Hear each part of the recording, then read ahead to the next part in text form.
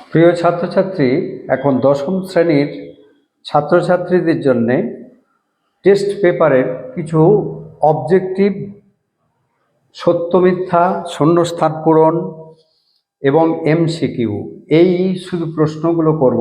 এখন মাধ্যমিকের যাবতীয় প্রশ্ন সবই, বড় প্রশ্নগুলো সবই বই থেকে হয়, সুতরাং বইয়ের বড় বড় অঙ্কগুলো নিয়ে আমি অতটা আলোচনা করছি না। আলোচনা করছি এমসিকিউ, শূন্যস্থান পূরণ, অবজেক্টিভ, সত্য মিথ্যা।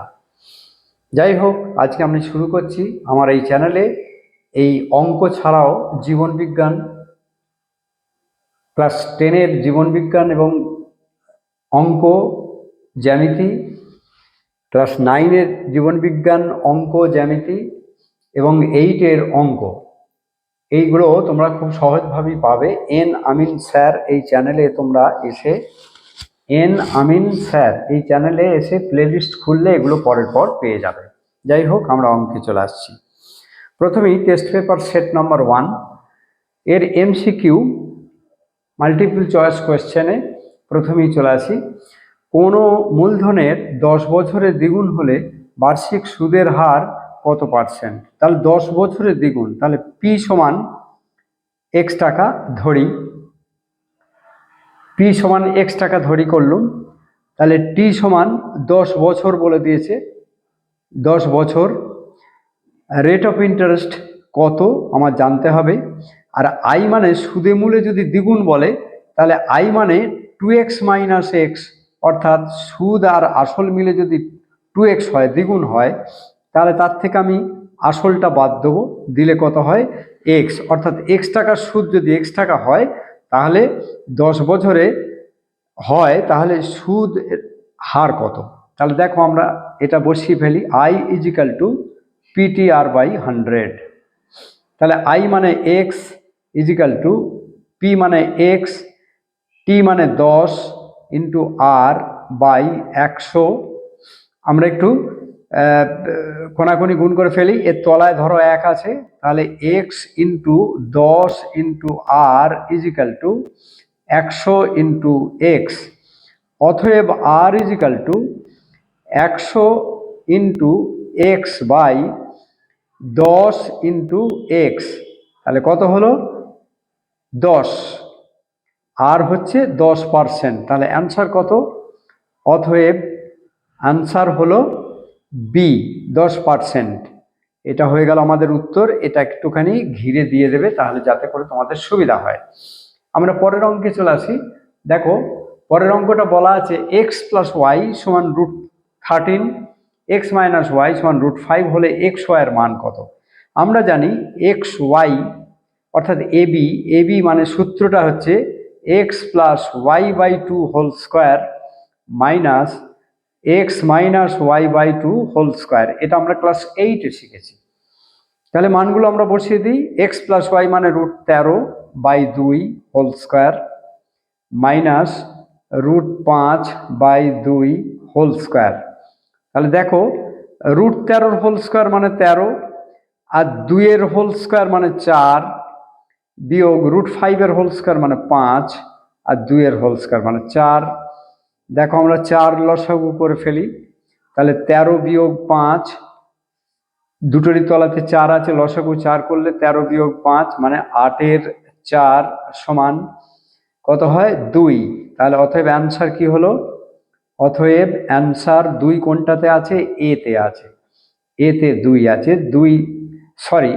এ লিখতে হবে। এ হচ্ছে আমাদের অ্যান্সার।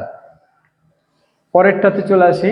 এবিসি একটি সমবাহু ত্রিভুজ, যে ত্রিভুজের 3টে বাহুই পরস্পর সমান। এবিসি, দেখো আমরা এঁকে ফেলি। এবিসি একটা সমবাহু ত্রিভুজ, যেন 3টে বাহুই প্রায় সমান হয়, এবং এ বি সি আর বলা হয়েছে এডি লম্ব বিসি। এই যে এডিটা বিসির ওপর লম্ব, মানে 90 ডিগ্রি কোণ হলে এডি স্কোয়ার মানে কত? আচ্ছা দেখো, এইটা ত্রিভুজ এসিডি, এসিডি এর, এটা একটা সমকোণী ত্রিভুজ। তাহলে সমকোণী ত্রিভুজ মানে হচ্ছে লম্ব স্কোয়ার প্লাস ভূমি square AD square plus DC square equal to AC square. প্রতিভুজ স্কোয়ার। এবার দেখা যাক এডি স্কোয়ার সমান এই ডিসি স্কোয়ারটাকে ওই দিকে নিয়ে চলে যাব, তাহলে এডি স্কোয়ার সমান AC square minus DC square. আচ্ছা এসি মানে কি? এসি মানে তো এটা, এসি আর বিসি তো দুটো বাহুই পরস্পর সমান, যেহেতু AC equal to BC, AC আর বিসি দুটো বাহুই সমান, তাহলে যেহেতু বিসি এর মধ্যবিন্দু ডি, তাহলে ডিসি ইজিক্যাল টু 2ডিসি, ডিসি ইজিক্যাল টু বিসির অর্ধেক, বিসির অর্ধেক। তাহলে আমরা বিসি সমান 2ডিসি লিখতে পারি, বিসিও যা এসিও তাই, তাহলে এসির বদলে ইজিক্যাল টু এসি লিখতে পারি। তার মানে এই 2সিডি ডিসিটা আমরা এসির বদলে লিখব, তাহলে 2ডিসি এর whole square minus DC square. আরেকবার বলে দিই, এসি আর বিসি পরস্পর সমান, যেহেতু ডিসি সমান, যেহেতু 2ডিসি অর্থাৎ ডি তো মধ্যবিন্দু, তাহলে 2ডিসি সমান বিসি, 2ডিসি সমান বিসি, আর বিসি আর এসি তো পরস্পর সমান, তাহলে এসির বদলে আমরা 2ডিসি লিখেছি, এসির বদলে 2ডিসি লিখেছি। তাহলে এটা কত হলো? 4ডিসি এর হোল স্কোয়ার, 4ডিসি স্কোয়ার মাইনাস ডিসি স্কোয়ার, তাহলে কত হলো? 3ডিসি স্কোয়ার। 3ডি স্কোয়ার কোনটা? 3ডিসি স্কোয়ার। তাহলে অতএব আনসার হলো সি। খুবই সহজ ব্যাপার, এটা সমবাহু ত্রিভুজ, তিনটে বাহুই সমান। পরেরটাতে চলে আসি। পরেরটাতে দেখো, পরেরটাতে বলা আছে cos 43টা cos 40 মাইনাস 3টা মাইনাস সাইন 50 মাইনাস 3টা। আচ্ছা আমরা একটা দেখে নিই তো, সাইন 3টা ইজিক্যাল টু cos 90 মাইনাস 3টা, এটা আমরা সূত্রতে পেয়েছি। সাইন 3টা সমান cos 90 মাইনাস 3টা। তাহলে এটা যা আছে আমরা তাই লিখে দিই, 40 মাইনাস 3টা মাইনাস, এটাকে কি করবো বলো তো, cos 90 মাইনাস 50 মাইনাস 3টা, তাই হলো নাকি? এইটাকে যদি আমরা গোটাটাকে 3টা ধরি, তাহলে সাইন 3টা ইজিক্যাল টু cos 90 মাইনাস 3টা, এই যে cos 90 মাইনাস 3টা, এই সূত্র অনুযায়ী আমরা এটাকে লিখতে পারি। তাহলে দেখো কি দাঁড়াচ্ছে, cos 40 মাইনাস 3টা মাইনাস cos, এটাকে ভেঙে ফেলবো আমরা, 90 মাইনাস 50 প্লাস 3টা হয়ে গেল, ব্র্যাকেটের বাইরে মাইনাস আছে, 50টা মাইনাস হয়ে গেল, আর 3টা মাইনাস ছিল প্লাস হয়ে গেল। তাহলে cos 40 মাইনাস 3টা ইজিক্যাল টু মাইনাস cos 90 থেকে 50 বাদ গেলে 40 মাইনাস প্লাস 3টা, 40 প্লাস 3টা। এটা মনে হচ্ছে একটু ভুল টোকা হয়েছে, এটা 40 প্লাস 3টা হবে, এটা 40 প্লাস 3টা, এটা টোকা ভুল হয়েছে, অঙ্কটা 40 প্লাস 3টা আছে, এটাকে আমরা বদলাইনি। তাহলে কি দেখো গেল, cos 40 প্লাস 3টা মাইনাস cos 40 প্লাস 3টা, তাহলে কত হলো? Equal to 0। এটা আমরা বলতে পারি এটা টোকাটা ভুল ছিল। তাহলে অ্যান্সার কোনটা হলো? অতএব আনসার কোনটা? এই 0 এর মধ্যে কোনটা আছে? ডি। তাহলে আনসার হলো ডি, অ্যান্সার হলো ডি। আমরা পরের অঙ্কে চলে আসি। 5 অঙ্কে চলে আসি। 5 অঙ্কে বলা আছে x একক দৈর্ঘ্যের ধার বিশিষ্ট একটি নিরেট ঘনক থেকে সর্ববৃহৎ যে নিরেট গোলক কেটে নেওয়া হলে গোলকের ব্যাসের দৈর্ঘ্য কত হবে? ধরো একটা লুডোর গুটি হচ্ছে একটা ঘনক, তাহলে সেই ঘনকে যদি চারদিকে সমস্ত কোণগুলোকে একটু ক্ষইয়ে দেওয়া যায় তাহলে একটা গোলক তৈরি হয়ে যাবে। তার ব্যাস কত হবে? ব্যাস না ওই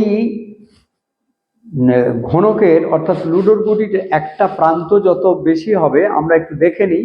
ধরো এটা একটা ঘনক, একটা তল দেখাচ্ছি, তাহলে এটা যদি গোলক তৈরি করা যায় তাহলে এর ব্যাস কত হবে? এর ব্যাস আর এই ঘনকের প্রতিটি বাহু সমান হয়ে যাবে। অতএব আমরা লিখতে পারি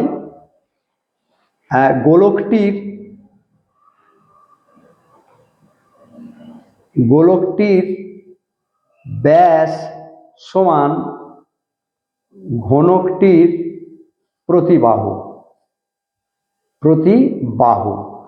অতএব উত্তর কোনটা? তাহলে অতএব গোলকটির ব্যাস হবে x একক। কোনটা উত্তর? অতএব অ্যান্সারটা হচ্ছে এ, x একক ওখানে আছে। হয়ে গেল। আমরা পরের অঙ্কে চলে আসি। দেখো 8, 15, 10, 11, 7, 9, 11, 13, 16 এর মধ্যমা কত? প্রথমে এটাকে আমরা ঊর্ধ্বক্রমে সাজাই। ঊর্ধ্বক্রমে সাজিয়ে পাই ঊর্ধ্বক্রম প্রথমেই 7 থেকে শুরু মনে হচ্ছে, হ্যাঁ 7, তারপরে 8 একটা আছে, 9 একটা আছে, 10 আছে, 11 আছে, 11 দুটো আছে, 12 কেউ নেই, 13 একটা আছে, 14 নেই, 15 আছে, 16 আছে। তাহলে একটু গুনে নাও তো, 1 2 3 4 5 6 7 8 9, 1 2 3 4 5 6 7 8 9। তাহলে এই যদি গোনাটা ঠিক থাকে তাহলে আমাদের বুঝতে হবে যে সব কটা আমরা লিখেছি। তাহলে n ইজিক্যাল টু কত? 9। এটা যুগ্ম না অযুগ্ম? অযুগ্ম, মানে বিজোড়। 9 হচ্ছে, n হচ্ছে অযুগ্ম মানে বিজোড়। অতএব মধ্যমা কত হবে? তাহলে মধ্যমা হবে, যদি বিজোড় হয় তাহলে n প্লাস 1/2 তম মান। তাহলে n মানে কত হয়েছে? 9। 9 প্লাস 1/2 সমান 10তম মান। 10 এই সরি 9 10কে 2 দিয়ে ভাগ করলে 5তম মান।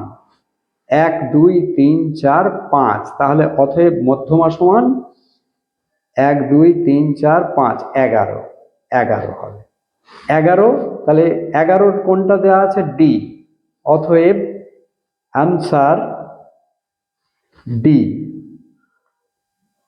ডি হলো।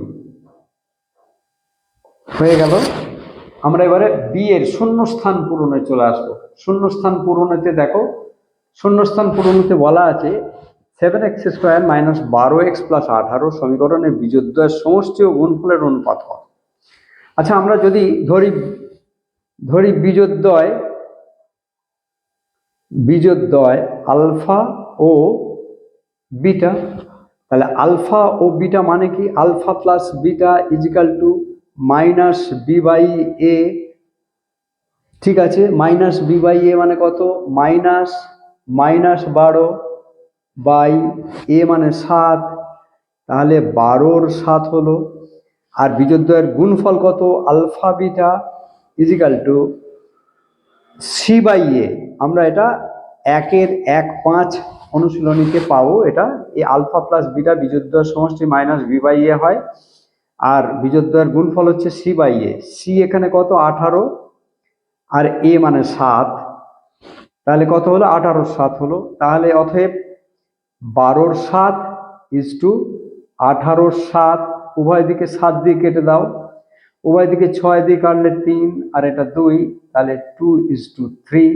তাহলে উত্তর হলো 2:3। এটা আমাদের উত্তর। শূন্যস্থান পূরণ হচ্ছে। এরপর আমরা চলে আসি, 1 বছরে আসল ও সুদাসলের অনুপাত 8:9 ধরি হলে বার্ষিক সরল সুদের হার কত? ধরি আসল সমান 8x টাকা। তাহলে সুদাসল কত? সুদাসল সমান 9x টাকা। অতএব সুদ সমান সুদ সমান 9x মাইনাস 8x সমান x টাকা। তাহলে আমরা সূত্রটাকে পুট আপ করে দিই। তাহলে I equal to PTR by 100। I মানে হচ্ছে x টাকা, P মানে হচ্ছে 8x, T মানে হচ্ছে 1 বছর, আর সুদের হার তো R বাই 100, সুদের হার আরই আছে। তাহলে x into 1 into R is equal two 100x, 100 into x কোনাকুনি গুণ হলো। তাহলে অতএব R is equal two 100x by 100x by এটা 8x আছে, শুধু x নেই। তাহলে এটা হবে 8x into 1 into R by 8x হবে। x কেটে গেল, 4 দিয়ে কাটো, 4 2 8, 4 25 100। তাহলে 25-এর 2 কত হলো? 12.12%। তাহলে এখানে হবে 12.12% বা 12.5%। আমরা চলে আসি পরের অঙ্কে। পরের অঙ্কে চলে আসি, শূন্যস্থান পূরণেতে চলে আসি। বৃত্তের জ্যায়ের লম্ব সমদ্বিখণ্ডক, কোনো বৃত্তের যে জ্যা আছে তার লম্ব সমদ্বিখণ্ডক। আমরা জানি একটা উপপাদ্যতে বলা হয়েছে ব্যাস 9 এরূপ কোনো জ্যায়ের মধ্যবিন্দু থেকে ওই বৃত্তের কেন্দ্রগামী কোনো সরলরেখা ওই জ্যায়ের উপর লম্ব হবে।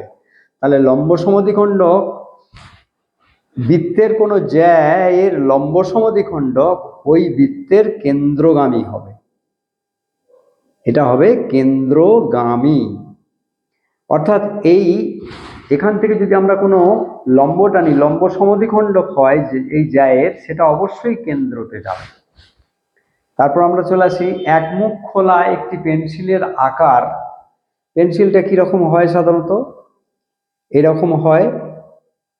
একমুখ খোলা একটি পেন্সিল এরকম হয়।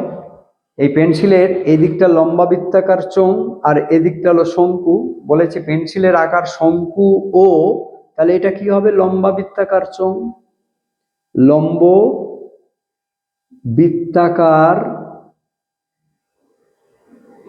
বৃত্তাকার বলতে হবে, লম্বা বৃত্তাকার চোঙ বলতে হবে। আমরা পরের একটাতে চলে আসি। 4/sec² theta plus 1/cos² theta cosec² theta plus 3sin² থিটার মান কত? তাহলে দেখো এটাকে আমরা করেই ফেলি। 4 ইন্টু এটা মানে কি 1/sec², 4 into 1/sec² plus 1/cosec মানেই হচ্ছে sin², কারণ সাইনের উল্টো হচ্ছে কোসেক। তাহলে 1/cosec² মানে sin² বলতে পারি, প্লাস 3sin² থিটা আছে আমাদের। আচ্ছা, তাহলে এটা 4 ইন্টু 1/cosec² মানে কি cos², এটা cos² উল্টো sec²। তাহলে 4 cos² থিটা হয়ে গেল। 1/sec মানে cos, 4 আছে, প্লাস এটা 1 sin² থিটা, এটা 3 sin² থিটা, তাহলে 4 sin² থিটা। আমরা যদি 4 কমন নিই তাহলে cos² theta plus sin² theta মানে কত? আমরা জানি sin² থিটা প্লাস cos² থিটার মান হচ্ছে 1। তাহলে 4 ইন্টু 1 সমান 4, তাহলে এর মান কত হলো? 4। পরেরটায় চলে আসি। যৌগিক গড় মধ্যমা সংখ্যাগুরু মান হলো, এটা আমাদের প্রথমেই 26 অনুশীলনী শুরু হওয়ার আগেই এটা লেখা আছে পরিষ্কার। আমরা এটা কেন্দ্রীয় প্রবণতা দেখি। যৌগিক গড় দিয়ে, গড় মানে মাঝামাঝি, মধ্যমা মানেও মাঝামাঝি, সংখ্যাগুরু মান মানে যে মানটা সব থেকে বেশি, এটা সবই কেন্দ্রীয় প্রবণতার মাপ। এটা কেন্দ্রীয় লিখতে হবে। এরপরে আসি সত্য মিথ্যা। সত্য মিথ্যা নিম্নলিখিত প্রশ্নগুলির নিম্নলিখিত প্রশ্নগুলি সত্য বা মিথ্যা লেখো। এবার দেখো, অংশীদারি ব্যবসায় কমপক্ষে 3 জন লোকের দরকার। আমরা জানি 2 জন লোক হলেও অংশীদারি কারবার করা যায়। তাহলে অংশীদারি কারবার 2 জন লোক হলেও চলে। তাহলে এটা কি হলো? এটা বলেছে দরকার। তাহলে আমরা এটা কি লিখব? বিবৃতিটি মিথ্যা, ঠিক না? এই বিবৃতিটা মিথ্যা, ঠিক না? অতএব এটা মিথ্যা কেন না? দুজন লোক হলেও হয়। এরপর আমরা পরেরটাতে চলে আসি। দেখো, এক্স ভ্যারিজাজ জেড, তার মানে আমরা এটা লিখতে পারি জেড ভ্যারিজাজ এক্স লিখতে পারি। আবার এটাতেও আমরা লিখতে পারি ওয়াই ভ্যারিজাজ জেড বলা আছে, তাহলে জেড ভ্যারিজাজ ওয়াই লিখতে পারি। তাহলে এই দুটো থেকে আমরা যৌগিক ভেদের নিয়ম অনুযায়ী, যৌগিক ভেদের নিয়ম অনুযায়ী জেড ভ্যারিজাজ এক্স ওয়াই লিখতে পারি, বা এক্স ওয়াই ভ্যারিজাজ জেড, এটা তাই লেখা আছে, দুটোই একই কথা, এইটাই লেখা রয়েছে। সুতরাং অতএব বিবৃতিটি সত্য, সত্য, বিবৃতিটি সত্য। আমরা পরেরটাতে চলে আসি। দেখো, হ্যাঁ, খাতাটাকে একটু সেট করে দিই। দেখো, পি কিউ আর, একটা কিউ আর বাহুর উপর ডি এমন একটা বিন্দু যেন পিডি লম্ব কিউ আর হয়। একটু দেখে নিই, ছবিটা এঁকে নিই। এটা সমকোণী বা কোনো নির্দিষ্ট করে বলা নেই, তাহলে এটাকে আমরা দেখো পি কিউ আর আর পি ডি হলো লম্ব, ডি লম্ব। যদি লম্ব হয়, আমরা জানি সমকোণী ত্রিভুজের কোন ত্রিভুজের সমকৌণিক বিন্দু থেকে যদি অতিভুজের উপর লম্ব টানা যায়, তাহলে যে দুটি ত্রিভুজ উৎপন্ন হয় তারা পরস্পর সদৃশ। তাহলে এখানে পি কিউ ডি, অর্থাৎ পি কিউ ডি, এই যে ত্রিভুজটা পাওয়া গেল, আর আর পি ডি দুটোই সমকোণী ত্রিভুজ, তাহলে এরা পরস্পর সদৃশ অবশ্যই।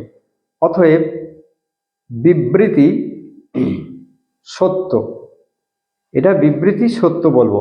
এটা বলা আছে পি কিউ ডি সিমিলার, চিহ্নটা অর্থাৎ সদৃশ ত্রিভুজ আর পি ডি। সত্যি এই দুটো ত্রিভুজ পরস্পর সদৃশ, কারণ দুজনেরই এই সদৃশ কোণী ত্রিভুজ উৎপন্ন হবে। আমরা চলে আসি, একটি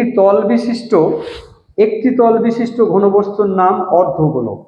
একটা অর্ধগোলক যদি আমরা আঁকি, নিরেট অর্ধগোলক আঁকি, তাহলে তার দেখব দুটো তল পাওয়া যাবে। একটা হবে বক্রতল আর একটা হবে সমতল। মুখের যে তলটা আছে সেটা সমতল হবে, গোল তল সমতল হবে, আর যেটা এটা আছে এটা হবে বক্রতল। তাহলে খানিকটা বক্রতল, একটা খানিকটা সমতল, তাহলে দুটো তল আছে। একটি তল বিশিষ্ট ঘনবস্তুর নাম অর্ধগোলক বলেছে, তাহলে অতএব বিবৃতি মিথ্যা। এর কটা তল আছে? দুটো তল আছে। এর তল হচ্ছে একটি বক্রতল আর একটি সমতল, দুটি তল আছে। কটা তল হলো? দুটি তল, তাহলে বিবৃতি মিথ্যা। আমরা চলে আসি পরে, cos 54 ডিগ্রি এবং sin 36 এর মান সমান 9 বলেছে। তাহলে cos, এটা sin 90 মাইনাস 54, এই 90 থেকে 54 বাদ দিলে 36 হয়। আমরা জানি sin 90 মাইনাস থ্রিটা ইজিক্যাল টু cos থ্রিটা, তাহলে এটাকে cos 54 হয়ে গেল। sin 36-এর বদলে যদি আমরা 90 বিয়োগ 54 লিখি, তাহলে sin 90 মাইনাস থ্রিটা ইজিক্যাল টু cos থ্রিটা, এটা সূত্রটা কি? sin 90 মাইনাস থ্রিটা ইজিক্যাল টু cos থ্রিটা। এটা যদি হয় ইজিক্যাল টু cos থ্রিটা যদি হয়, তাহলে আমরা খুব সহজেই এটা cos 54 বলতে পারি। তাহলে দেখতে পাচ্ছি cos 54 আর sin 36 একই মান, এ বলেছে সমান 9, তাহলে বিবৃতি মিথ্যা, অতএব বিবৃতি মিথ্যা। পরেরটায় চলে আসি। পরেরটায় বলা আছে 2, 3, 9, 10, 9, 3, 9। তথ্যের সংখ্যাগুরু মান 10। সংখ্যাগুরু কাকে বলে না, যে সংখ্যাটা সব থেকে বেশি থাকে। এখানে কোন সংখ্যা বেশি আছে? 9, 9, 9, তিনটে 9 আছে। তাহলে এই তথ্যের সংখ্যাগুরু মান হচ্ছে 9, কিন্তু দেওয়া আছে 10। অতএব বিবৃতি মিথ্যা, সত্য নয়। এটা 10 নয়, এর সংখ্যাগুরু মান হচ্ছে 9। এবার আমরা আসবো 2 নম্বরের ছোট প্রশ্ন। প্রতি বছর জনসংখ্যা R% বৃদ্ধি পায়, তাহলে n বছর পর জনসংখ্যা হবে p বলেছে। তাহলে এখানে অ্যামাউন্ট হবে p টাকা।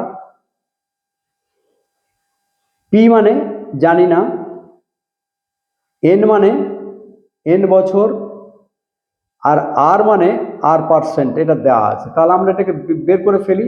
a সমান p into 1 plus r by 100 n, এটা হচ্ছে চক্রবৃদ্ধি সুদের সূত্র। আমরা এতে বসিয়ে দিই p ইজিক্যাল টু, এই পিটা জানবো, এই পিটা ধরে নিই m, তাহলে m into 1 plus r by 100n। তাহলে mটাকে রেখে বাকিটাকে যদি এইদিকে আনি কি হবে? তাহলে p by 1 plus r by 100n equal to m। তাহলে n বছর পূর্বে জনসংখ্যা ছিল m জন, এটা জন।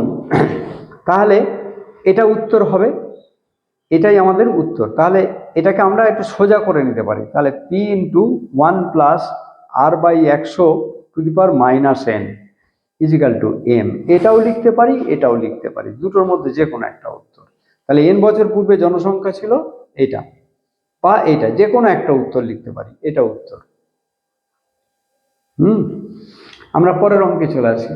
দুজনের একটি অংশীদারি, দুইয়ের অঙ্কে দুজনের একটি অংশীদারি ব্যবসায় মোট লাভ হয় 1500 টাকা। রামের মূলধন 6000 টাকা এবং লাভ হয় 900 টাকা।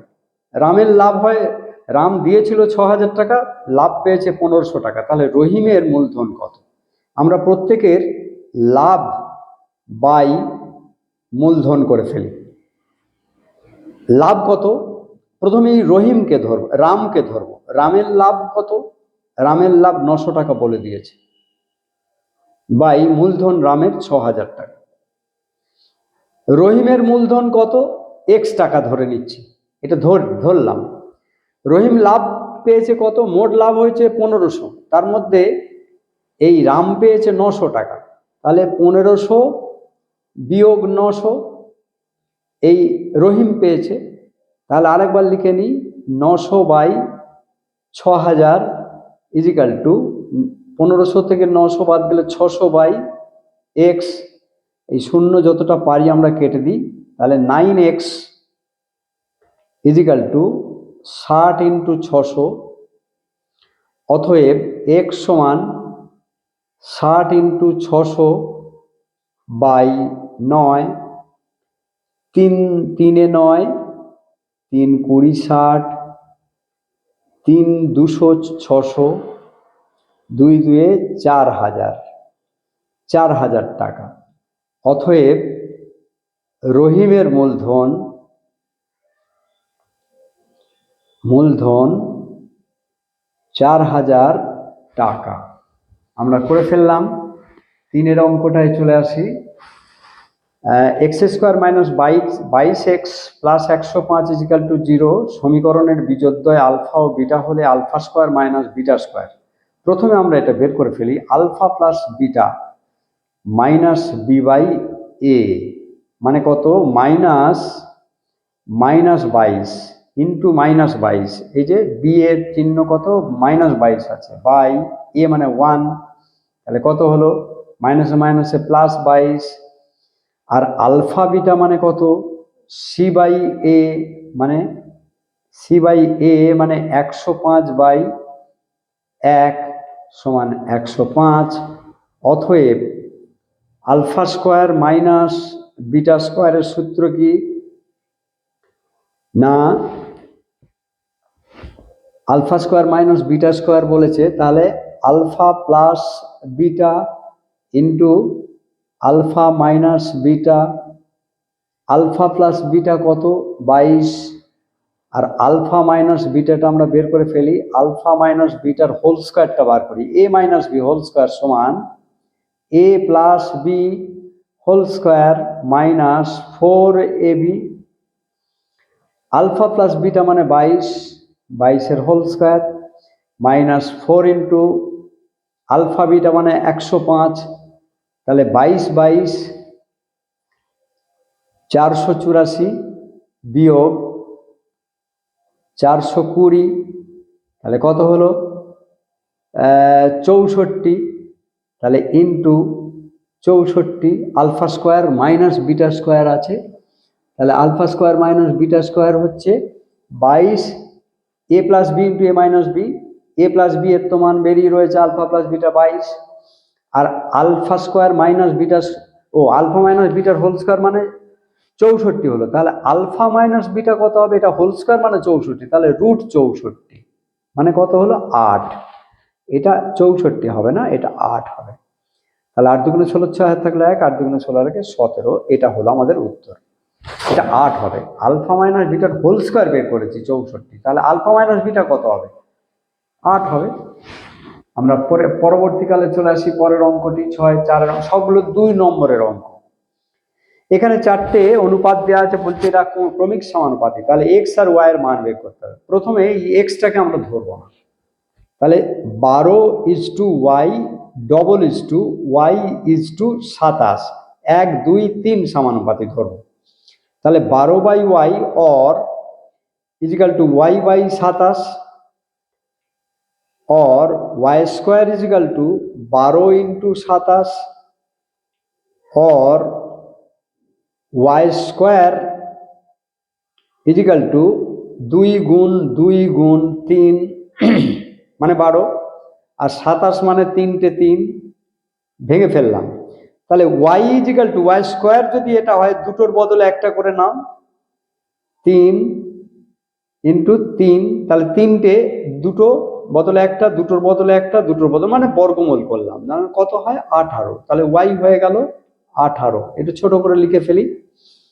এইবারে দেখো x/12 equal to 18/27, x is to 12, প্রথম ইজ টু দ্বিতীয়, তৃতীয় ইজ টু চতুর্থ, এটা তো যেমন প্রথম ইজ টু দ্বিতীয়, তৃতীয় ইজ টু চতুর্থ সেরকম করলাম।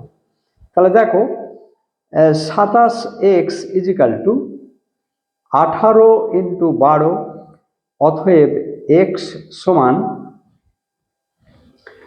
18 ইন্টু 12/27, 9 দিয়ে কাটো, 9 3 27, 9 2 18, 3 4 12, কত হলো 8, অতএব এক্স সমান 8 আর ওয়াই সমান 18, এই দুটো উত্তর। আমরা চলে আসি পরের অঙ্কেতে, এবিসি কেন্দ্র বিশিষ্ট 3টি বৃত্ত পরস্পরকে বহিঃস্পর্শ করেছে। আমি একটু এঁকে ফেলি, এটা খুবই মজার অঙ্ক। দেখো ছবিটা এঁকে ফেলেছি, এখানে এবির মাপ বলেছে 5 সেন্টিমিটার, বিসির মাপ হচ্ছে 7 সেন্টিমিটার, আর সি এর মাপ হচ্ছে 6 সেন্টিমিটার। 3টি বৃত্ত আছে, কেন্দ্রীয় বৃত্ত পরস্পরকে বহিঃভাবে স্পর্শ করেছে। তাহলে ধরি এ বৃত্তের ব্যাসার্ধ সমান এ আর, তাহলে এ আর প্লাস বি আর, বি বৃত্তের ব্যাসার্ধ সমান বি আর সি বৃত্তের ব্যাসার্ধ সি আর। তাহলে একটু আমরা দেখে নিই, এ আর প্লাস বি আর, এ আর প্লাস বি আর ইজিক্যাল টু 5, তারপরে বি আর প্লাস সি আর ইজিক্যাল টু 7, বি আর প্লাস সি আর ইজিক্যাল টু 7, আর এ আর প্লাস সি আর ইজিক্যাল টু 6, যোগ করে ফেলি। দেখো সব দুটো করে আছে, বি আর দুটো, সি আর দুটো, এ আর দুটো, তাহলে 2 এ আর প্লাস বি আর প্লাস সি আর ইজিক্যাল টু 7 আর 5 12 আর 6 18, তাহলে এ আর প্লাস বি আর প্লাস সি আর ইজিক্যাল টু 9, 2 দিয়ে ভাগ করে দিলাম। তাহলে এই তিনটে থেকে আমরা যদি বি আর সি আর বাদ দিয়ে দিই, এইটাকে বাদ দিয়ে দিই, এইটাকে বাদ দিয়ে দিই, এই তিনটে থেকে, তাহলে কি পাবো? এ আর পাবো। তাহলে এ আর ইজিক্যাল টু 9 বিয়োগ 7, 9 বিয়োগ 7 সমান 2 সেমি। খুব সহজে উত্তর, এইটাই উত্তর হয়ে গেল এ আর, অর্থাৎ হ্যাঁ উত্তরটা লিখে দিই। অতএব এ বৃত্তের ব্যাসার্ধ সমান 2 সেমি।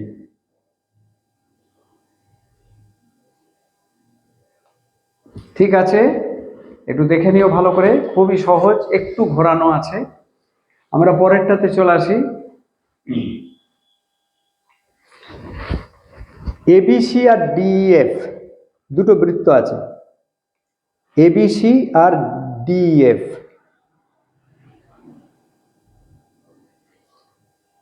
এ বি সি আর একটা বৃত্ত, ছোট বৃত্ত কিন্তু সদৃশ বৃত্ত, ডি ই এফ, দুটো সদৃশ।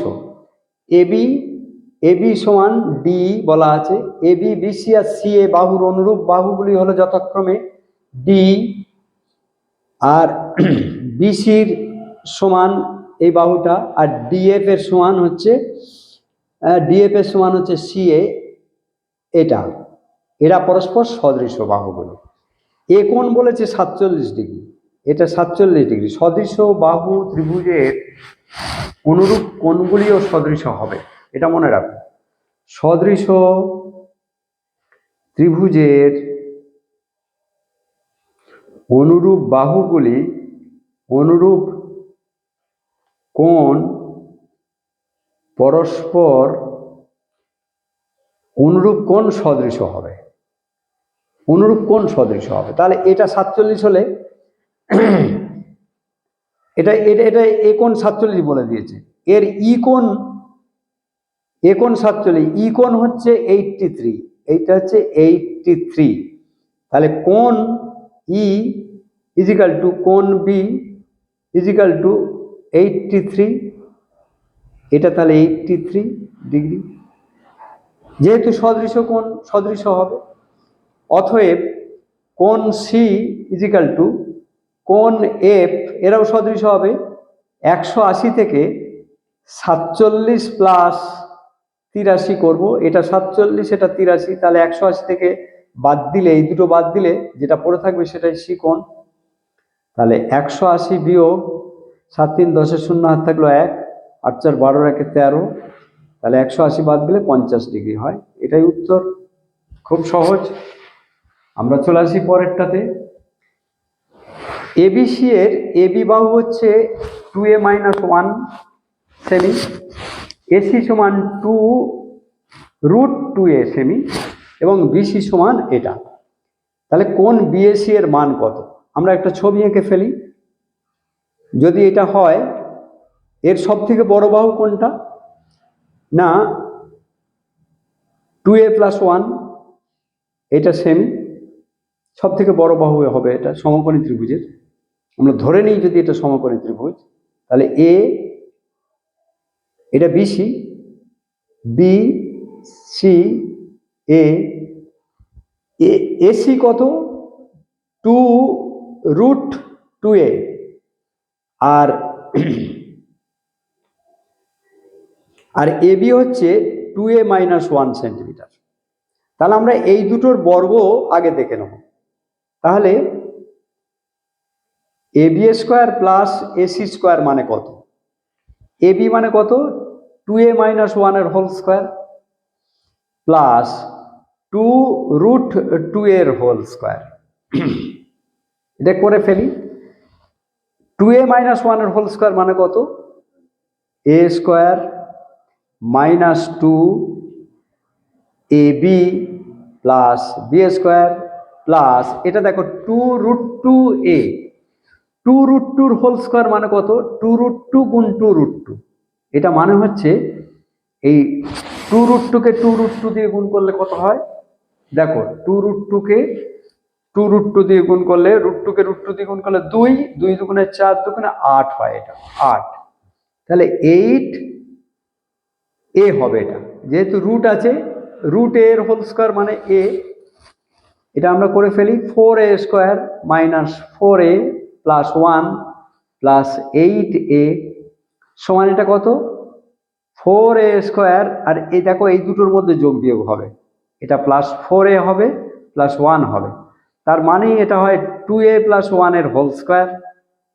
2a + 1 মানে কে, এই বাহুটা, তার মানে BC এর হোল স্কয়ার, BC এর হোল স্কয়ার। অতএব ত্রিভুজটি, তাহলে এটা পিথাগোরাসের উপপাদ্য মেনে চলছে, লম্ব স্কয়ার + ভূমি স্কয়ার = অতিভুজ স্কয়ার। তাহলে ত্রিভুজটি সমকোণী ত্রিভুজ, ত্রিভুজটি সমকোণী ত্রিভুজ, কেননা পিথাগোরাসের উপপাদ্য মেনে চলছে। অতএব কোণ BAC = 90 ডিগ্রি, এই কোণটি 90 ডিগ্রি। পরের অঙ্কেতে চলে আসি। দেখো একটি বৃত্তে 220 সেমি দৈর্ঘ্যের বৃত্তচাপ, ধরে নিচ্ছি এইটা 220 সেমি বৃত্তচাপ, কেন্দ্রে 63 ডিগ্রি কোণ উৎপন্ন করে, এটা 63 ডিগ্রি কোণ উৎপন্ন করেছে কেন্দ্রে। তাহলে বৃত্তের ব্যাসার্ধের দৈর্ঘ্য নির্ণয় করো। তাহলে আমরা একটু খেয়াল করি, এই বৃত্তচাপ কতটুকু, 220, তাতে কত কোণ উৎপন্ন হয়েছে, 63 ডিগ্রি কোণ উৎপন্ন করে 220 সেমি চাপ। তাহলে গোটাটা কত কোণ উৎপন্ন করবে, না 1 ডিগ্রি কোণ উৎপন্ন করবে 220/63 সেমি বৃত্তচাপ। অতএব 360 ডিগ্রি, আমরা জানি বৃত্তের এই জায়গাটায় পুরো 360 ডিগ্রি একটা বিন্দু চতুর্দিকে, তাহলে 360 ডিগ্রি কোণ উৎপন্ন করে, তাহলে আমরা পরিধি পেয়ে যাব 220 × 360/63, এটা থেকে যাক এত সেমি। তাহলে শর্তানুসারে এটা কি পরিধিটা পেলাম, 360 ডিগ্রি কতটা বৃত্তচাপ করছে, এতটা বৃত্তচাপ মানে পরিধিটা। তাহলে 2πr = 220 × 360/63, শর্তানুসারে এটা বলা যায়। তাহলে 2 × 22/7 r = 220 × 360/63। অতএব r সমান, এটা যা আছে তাই লিখি, 220 × 360/63 ইন্টু এই 7 ওপরে চলে গেল আর 2 × 22 নিচে চলে এলো। দেখো 7 × 9 = 63 করলাম, 9 4 হয়ে গেল। দেখো 2 দিয়ে এটাকে যদি কাটি তাহলে 110 হবে, আর 5 × 22 110, তাহলে কত হলো, 5 × 4 = 20, 200 সেমি। তাহলে অতএব বৃত্তটির ব্যাসার্ধ 200 সেমি, 200 সেমি। আমরা চলে আসি পরের 9তে বলা আছে, দেখো r cos θ = 2√3, তাহলে আর r sin θ = 2, তাহলে আমরা এটা একটু লিখে ফেলি, r cos θ = 2√3, তাহলে r² cos² θ = এর হোল স্কয়ার হলে কত হয়, √3 কে √3 দিয়ে গুণ করলে 3, 3 2 দুগুণে 4, 3 4 12, তাহলে cos² θ = 12/r²। আর এটাতে করে ফেলি r² sin² θ = 4, এই যে r sin θ = 2, তাহলে উভয় দিকে যদি বর্গ করি মানে হোল স্কয়ার করি, তাহলে r² sin² θ = 4, তাহলে sin² θ = 4/r²। তাহলে দেখো আমরা জানি sin² θ প্লাস cos² θ = 1, sin² θ মানে 4/r², আর এটা 12/r² = 1, r² লসাগু হলো তাহলে 4+12 সমান 1, তাহলে 16/r² ইজিক্যাল টু 1, তাহলে r² ইজিক্যাল টু 16, তাহলে r ইজিক্যাল টু √16 মানে 4। আর যদি 4 হয়ে যায়, তাহলে দেখো আর সাইন থ্রিটা ইজিক্যাল টু 2, আর মানে কত 4 সাইন থ্রিটা ইজিক্যাল টু 2, আর মানে যেহেতু 4, যেহেতু আর মানে হলো 4 সেই জন্যে 4 বসিয়েছি। তাহলে সাইন থ্রিটা ইজিক্যাল টু 2/4 মানে 1/2, মানে কি 1/2 হচ্ছে সাইন 30, তাহলে অতএব থ্রিটা ইজিক্যাল টু 30, তাহলে অতএব আর ইজিক্যাল টু 4 আর থ্রিটা ইজিক্যাল টু 30 ডিগ্রি। এটা হলো উত্তর। আমরা 10-এর অঙ্কেতে চলে আসি। xi মানে এগুলো বলা আছে আর fi মানে এগুলো বলা আছে, যেহেতু সংক্ষিপ্ত অঙ্ক আমরা এটা করে ফেলি। Equal to sigma xi fi by capital sigma fi summation. তাহলে দেখো এটাকে গুণ করে ফেলি। 3 6 18, 5 8 40, 5 8 40, এটা 9p, 8 11 88, 4 13 52। তাহলে এটা হলো সামেশন অফ xi fi, এটা হলো xi fi। এটা লেখাটা একটু করতে পারলে ভালো হতো। যাই হোক, আমরা যোগটা করে ফেলি। 18 40 40 88 আর 52 কত হয় 8 8 16 2 18, 8 হাত থাকলো 1 2 4 6 6 4 10 8 18 5 23 238। তাহলে এর 238 প্লাস 9p সমান 238 প্লাস 9p। এটা 9pটা তো যোগ করা যাবে না, তাই এটা আলাদা রাখা হয়েছে। আর fi এর যোগফল কত? সামেশন অফ fi 8 আর 6 14 আর 5 19, 19 আর 8 19 আর 8 হলো 27, 27 আর 4 31 প্লাস p, 31 প্লাস পিটা তো যোগ হবে না। আর এটা বলে দিচ্ছে যৌগিক গড় 8 বলে দিয়েছে। তাহলে আমরা কোনাকুনি গুণ করি। তাহলে বা 238 প্লাস 9p ইজিক্যাল টু 8 1 8, এটা বাই 1, কোনাকুনি গুণ করলে 8 1 8 3 8 24 প্লাস 8p और 9p minus 8p is equal two 248 বিয়োগ 238। তাহলে অতএব p সমান 10। এটাই হলো উত্তর। p এর মান কত? 10। আজ এই পর্যন্তই। আমি আবার পরের কন্টিনিউ ভিডিওতে আরও কিছু অবজেক্টিভ নিয়ে আসবো, তোমরা অবশ্যই খেয়াল করবে এবং একটু দেখবে। আজ এই পর্যন্তই, ধন্যবাদ।